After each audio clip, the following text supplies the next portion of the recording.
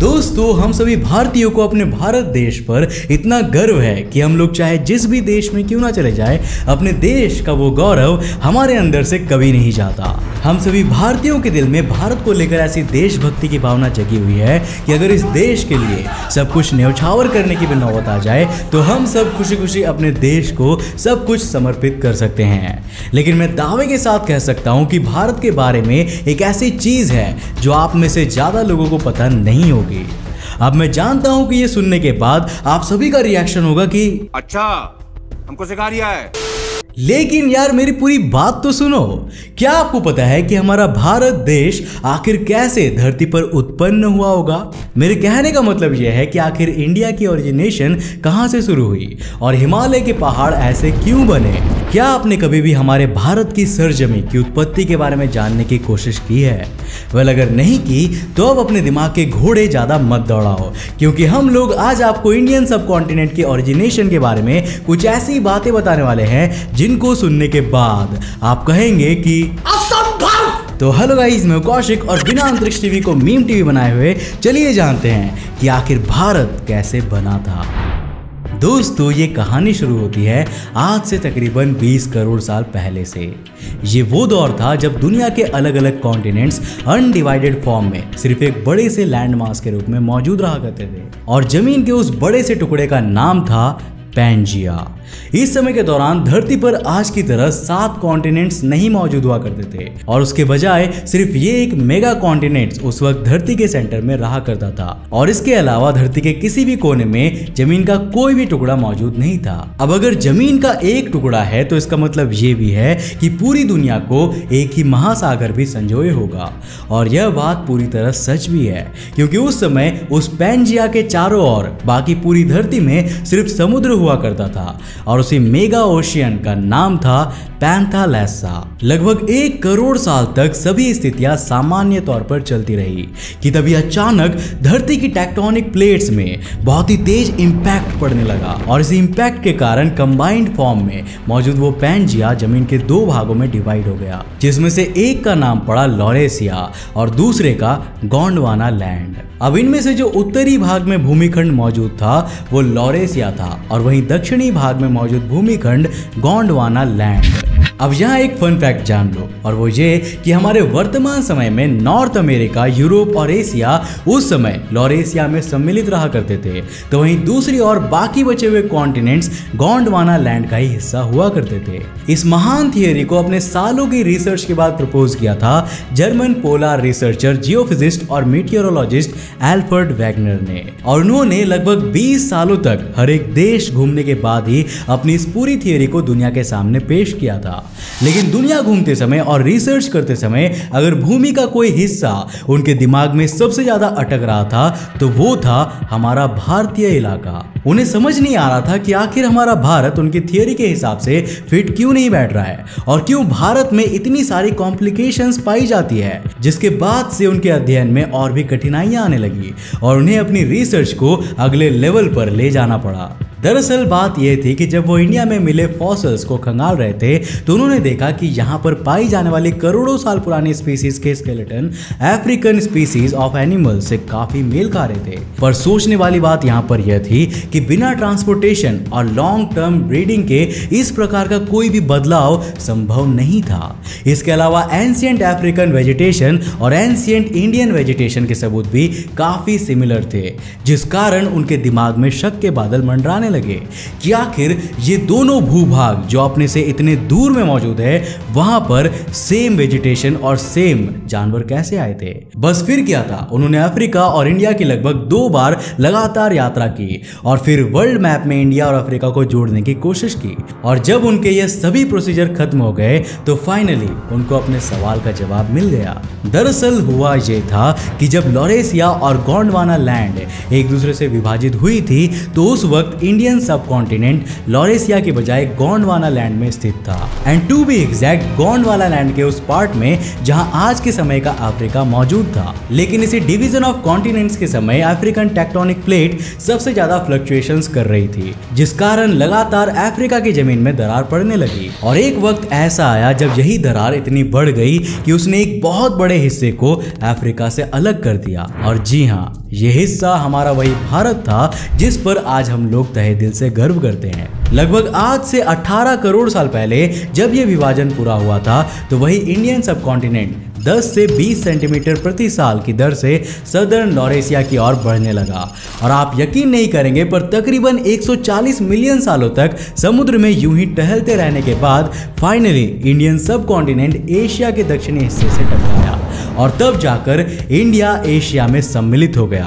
दो जमीन के बड़े बड़े टुकड़ों का यह टकराव इतना ताकतवर था कि एशिया की टेक्टोनिक प्लेट्स इस कोलिजन के कारण ऊपर उठ गई। और जो टेक्टोनिक प्लेट्स उस समय इस टकराव के कारण उड़ गई थी वो आज के समय में हमारे उत्तरी इलाके में मौजूद हिमालयन रेंजेस के नाम से जानी जाती है। और कुछ इसी तरह से प्रकट हुई विश्व की सबसे बड़ी चोटी यानी कि माउंट एवरेस्ट। अब जरा सोचिए कि अगर यह टकराव इतना भयानक ना हुआ होता तो हम भारतीयों का ना जाने क्या हाल होता, क्योंकि ये वही हिमालयन रेंजेस है जो ना सिर्फ भारत में अलग अलग मौसम के आने के लिए जिम्मेदार है बल्कि भारत की 50% पानी की जरूरत भी यह हिमालयन रेंजेस ही पूरा करती है। फिर धीरे धीरे समय बीतता गया और परिस्थितियां बदलती गई, पर आज भी हमारा इंडिया लगातार एशिया की टेक्टोनिक प्लेट्स को 3 सेंटीमीटर प्रति वर्ष की दर से पुश कर रहा है।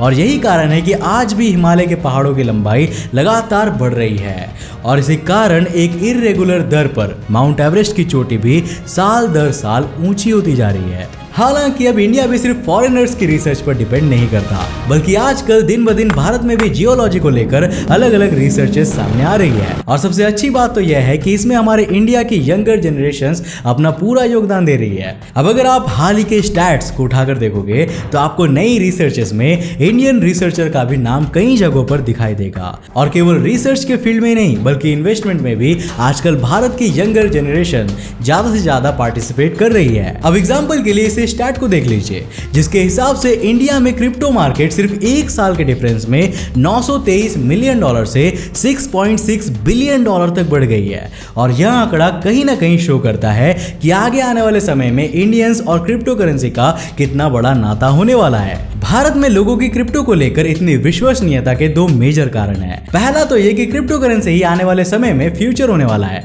और दूसरी बात ये कि आज इंडिया में ऐसे प्लेटफॉर्म्स आ चुके हैं जिन पर कोई बिगिनर भी बस चुटकियों में ट्रेड कर सकता है। और इन सभी ऐप्स में सबसे बेस्ट और इजीएस्ट क्रिप्टो एक्सचेंज ऐप है कॉइनस्विच कुबेर। कॉइनस्विच कुबेर का यूजर इंटरफेस बहुत ही simple and easy to understand है। यहाँ आप बिटकॉइंस के साथ साथ सभी मेजर क्रिप्टो करेंसीज में इन्वेस्ट कर सकते हो। कॉइनस्विच कुबेर पर अकाउंट बनाना और केवाईसी करना बस कुछ सिंपल स्टेप्स का काम है। यहाँ आप सिर्फ और सिर्फ 100 रुपए की इन्वेस्टमेंट करके किसी भी क्रिप्टो करेंसी को खरीद सकते हो। डिस्क्रिप्शन बॉक्स में दी गई मेरी लिंक से अगर आप इस ऐप को डाउनलोड करोगे तो आपको 50 रुपए वर्थ के बिटकॉइन बिल्कुल फ्री मिलेंगे।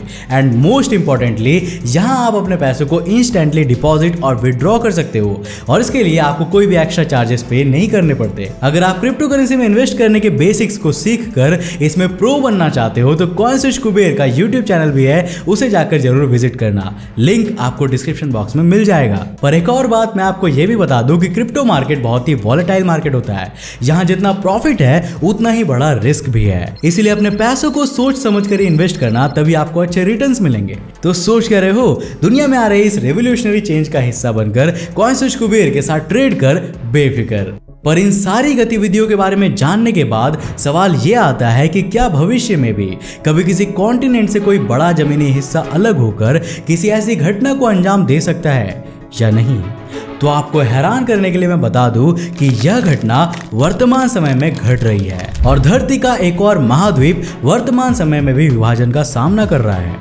और शॉक्ड कर देने वाली बात तो यह है कि इस बार भी वह महाद्वीप और कोई नहीं बल्कि अफ्रीका है। दरअसल अफ्रीका में केन्या के इलाकों में लगभग 50 फीट तक गहरी दरार आना शुरू हो गई है और इसके अलावा अफ्रीका के और भी कई क्षेत्रों में इस तरह की दरारें आ गई है, जिसको देखकर जियोलॉजिस्ट ऐसा प्रेडिक्ट करते हैं कि कि आगे आने वाले समय में अफ्रीका का एक और भूखंड अलग होकर लाखों करोड़ों सालों तक धरती में समुद्र की यात्रा करता रहेगा।